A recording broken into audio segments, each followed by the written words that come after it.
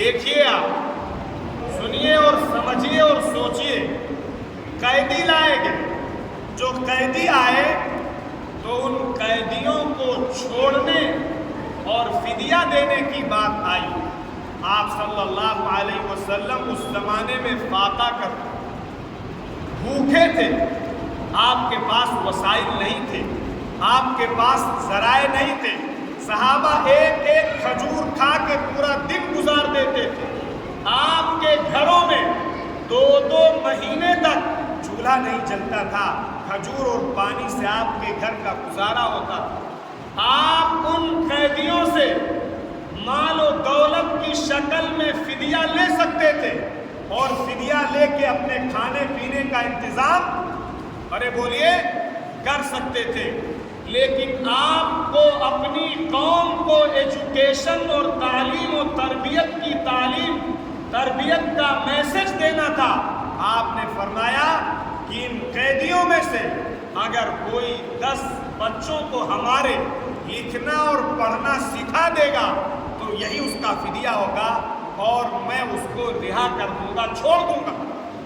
یہ آپ کا قصہ ہمیں کیا سبق دیتا ہے کہ ایک مسلمان اپنا پیٹ کاٹ سکتا ہے، بھوکا رہ سکتا ہے، فاقہ کر سکتا ہے، کرائے کے گھر پہ رہ سکتا ہے، اپنے گھر کے ڈیکوریٹ کو کیئر نہ کر کے اور ایسے ہی ٹوٹے پھوٹے گھر میں رہ سکتا ہے، لیکن وہ اپنے بچے کی تعلیم اور اپنے بچے کی تربیت کی فکر کرے۔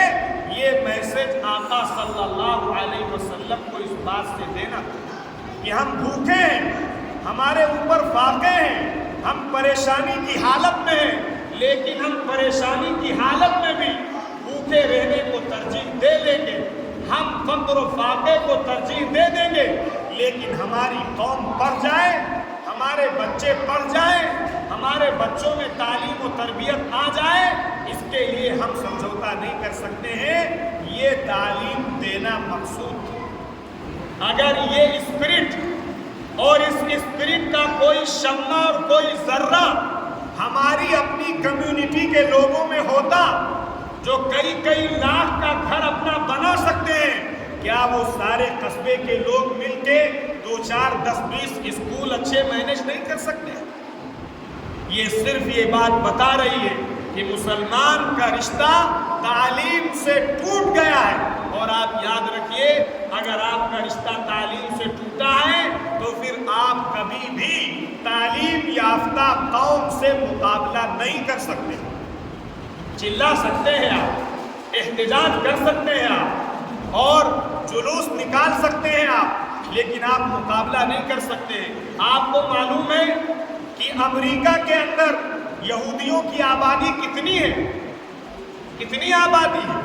4-5% آبادی ہے امریکہ کے اندر یہودیوں کے، اور 65% جو کی پوسٹ ہوتی ہے، جو کلیدی عہدے ہوتے ہیں، جہاں سے گورنمنٹ کو مینج اور گورنمنٹ کو چلایا جاتا ہے، وہ 65 عہدے ان کے پاس۔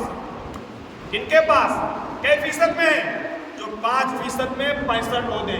آپ اپنی کنٹری کا جائزہ لیجئے، آنکھیں کھولیے، بیدار ہوئیے، ایجوکیشن کو فوکس کیجئے، اور ساتھ ساتھ ایجوکیشن وہ نہیں جو انسان کو بے دین بنا دے، انسان کو دہریہ بنا دے، انسان کو ایتھسٹ بنا دے، انسان کو ملحد بنا دے، انسان کو زندیق بنا دے، انسان کو بے دھرم بنا دے، بلکہ ایجوکیشن وہ جو انسان کو انسان بنا دے، جو انسان کو انسانیت کا خیر خواہ بنا دے، جو انسان کو اچھے سنسکار اور اچھے کنڈکٹ اور اچھا سلوک اور انسانیت کی محبت پیدا کر دے اور اللہ سے اس کا رشتہ جوڑ دے، وہ مطلوب ہے۔ آپ اپنے ملک کا جائزہ لیجئے، ہمارے ملک میں جو برہمن ہیں وہ کتنے فیصد میں ہیں؟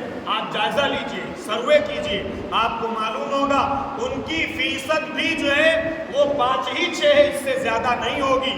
اور لیکن جو کلیدی عہدے ہیں، جہاں سے سسٹم چلایا جاتا ہے، جہاں سے حکومتوں کو آپریٹ کیا جاتا ہے، جہاں سے ڈائریکشن دیے جاتے ہیں، اس میں سے 60 اور 65% عہدے انہی کے پاس۔ اس لیے یہ دوش دینا कॉन्स्पिरेसी की जा रही है, ठीक है, कॉन्स्पिरेसी की जा रही है, साजिश की जा रही है और धोखा और जो है वो बात का बतंगड़ बनाया जा रहा है। लेकिन आप अपने में भी तो गौर कीजिए, अगर आप 20% हैं और आप अच्छे वेल एजुकेटेड होते, अच्छे पढ़े लिखे होते, अच्छे इंसानियत के गमखार और गमगुसार और इंसानियत से मोहब्बत करने वाले होते, तो दुनिया ऐसा नहीं है कि आपको इग्नोर कर जाती, दुनिया आपकी भी कद्र करती।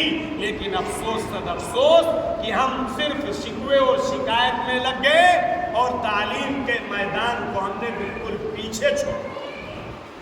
तो पहली बुनियादी चीज ये है कि हर मुसलमान अपनी औलाद के ईमान की और अकीदे की फिक्र करे, और अकीदा और ईमान बच पाएगा अगर एजुकेशन का डायरेक्शन सही होगा। वरना आप याद रखिए कि आप तालीम दिलवाएंगे और वही तालीम आपके बच्चे को गुमराह करने का सबब बनेगी, वही तालीम आपके बच्चे को, आपकी बच्ची को उस मकाम तक पहुंचाएगी जिस मकाम में आपकी पेशानी पे वो दाग और धब्बा लगेगा, जिस दाग और धब्बे को आपकी नस्लें नहीं धो पाएंगी।